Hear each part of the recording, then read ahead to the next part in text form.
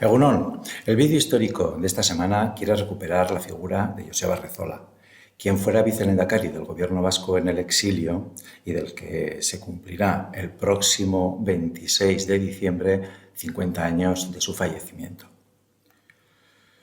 Aunque desde los años 50 había ocupado el puesto de secretario del Partido Nacionalista Vasco, o representante de la democracia cristiana, o presidente de Sabin Arbacha, entre otros muchos cargos, la biografía de Rezola es mucho más extensa e intensa.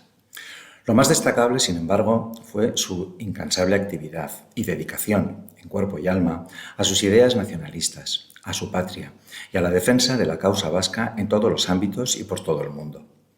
Muchos de los que le conocieron y trataron, como Iñaki Anasagasti, quien ha reivindicado su figura en múltiples ocasiones, lo han considerado siempre como un hombre excepcional. Joseba Rezola nació el 18 de abril de 1900 en Ordizia, Guipúzcoa. Fue el mayor de 7 hermanos y desde los 14 años ya militaba en el Partido Nacionalista Vasco. Se licenció en Derecho en Valladolid y en Madrid. Y en aquellos años anteriores a la guerra, de renacimiento cultural, junto a su formación académica y profesional, canalizó la propaganda patriótica en toda la zona del Goierri, impulsando el teatro euskaldún y congregando a la población, jóvenes y mayores, en sus muchas representaciones.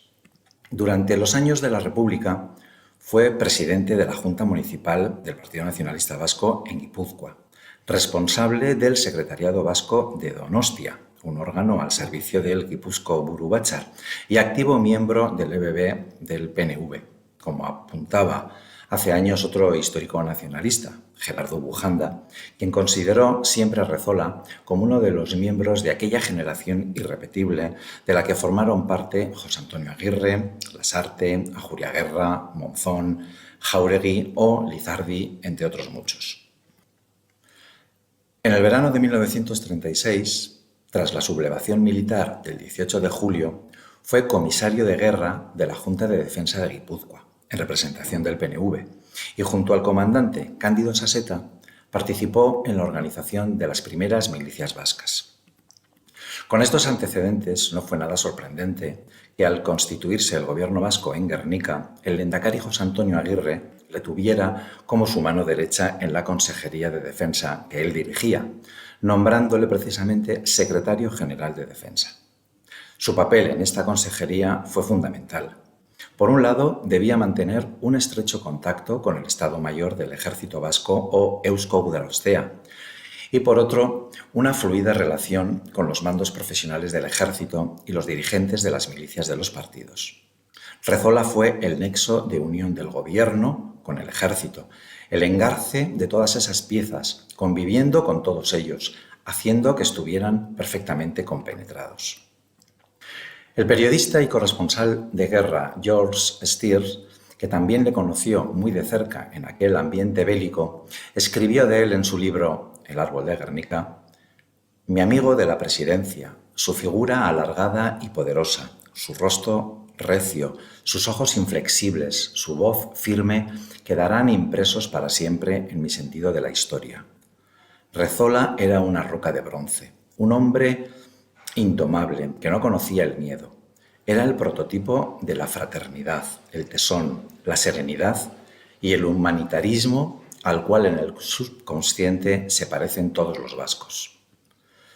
Perdido el territorio vasco, el 28 de agosto de 1937, Rezola, junto a miles de gudaris, fue hecho prisionero en Santoña, Cantabria.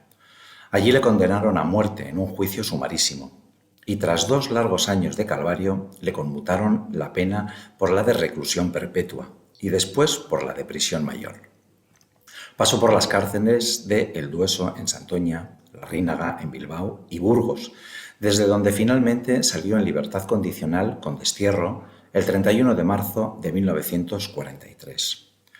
Los años de presidio le pasaron una gran factura a su salud, pero esto no impidió que siguiera trabajando incansablemente por sus ideales. Ante la imposibilidad de regresar a Ordizia, estaba obligado a fijar residencia a 300 kilómetros de su localidad natal, se trasladó a Madrid y allí llegó a ser el responsable de la resistencia vasca, convirtiéndose en el primer presidente del Consejo Delegado y Junta de Resistencia del gobierno vasco que permanecía en el exilio. Por su actividad clandestina fue detenido varias veces y trasladado a la Dirección General de Seguridad.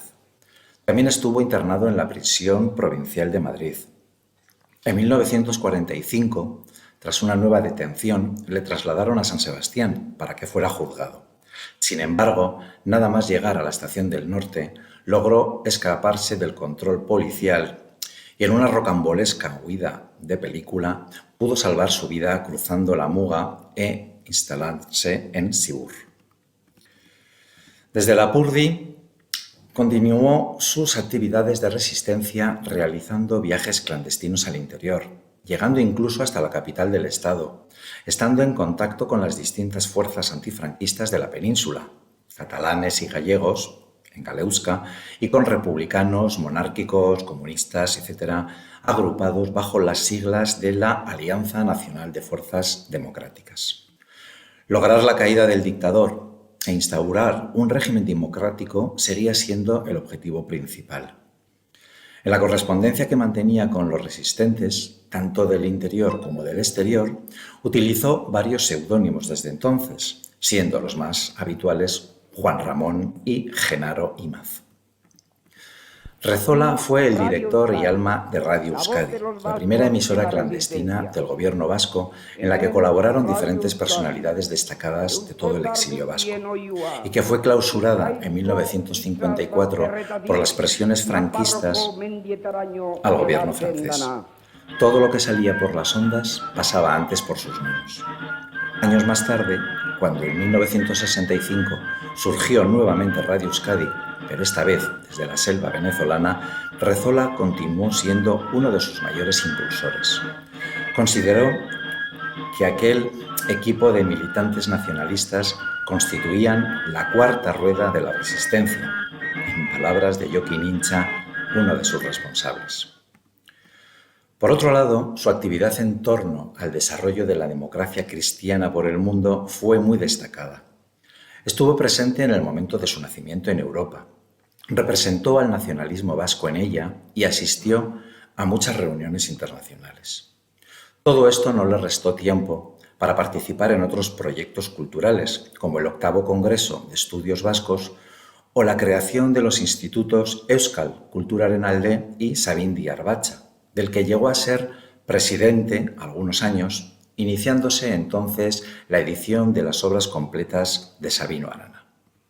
Al final de la década de los años 50 pasó a ser secretario del Partido Nacionalista Vasco y poco después, en 1963, regresó al gobierno vasco, pero ahora como vicepresidente, sustituyendo a Xavier de Landaburu, que acababa de fallecer. La preocupación social por los presos, represaliados y víctimas del franquismo fue otra de las constantes en la vida de Rezola. Según Mikel Isasi, hombre de gobierno que trabajó con él en muchas labores de la resistencia política y cultural vasca, Rezola fue uno de los primeros vascos en tomar contacto con Amnistía Internacional. Ante las sentencias de los tribunales franquistas, Rezola solicitaba la colaboración de los representantes de la democracia cristiana en Europa para que con su intermediación, cerca del gobierno de Madrid, no se dictaran penas de muerte. Una de las actuaciones más efectivas, la que más repercusión internacional tuvo, fue durante el conocido Proceso de Burgos, el juicio del que se acaban de cumplir el pasado mes de diciembre 50 años. En aquella ocasión se juzgó a varios militantes de ETA y ante la presunción de que se dictaran varias condenas a muerte, el lehendakari Lizaola y el vicelehendakari Rezola se empezaron a mover más de un año antes de la celebración del juicio. Hicieron gestiones en el Vaticano, en Bruselas, ante las internacionales sindicales y personalidades eclesiásticas, en el Parlamento, Senado y Ministerio de Asuntos Exteriores italianos, en Londres, en París. El carácter sumarísimo de los consejos y la inmediata ejecución de las penas, si se llegaban a pedir, obligaron a actuar rápida y continuamente.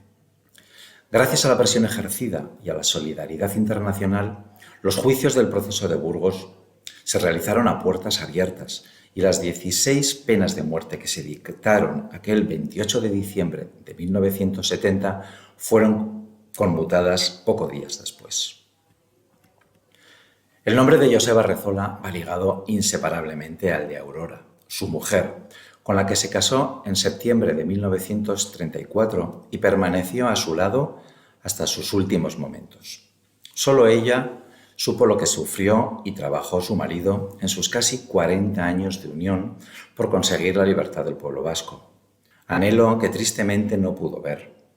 Joseba Rezola, como hemos comentado al principio, murió el 26 de diciembre de 1971 en Don Iván y Loichún y fue enterrado en esta localidad.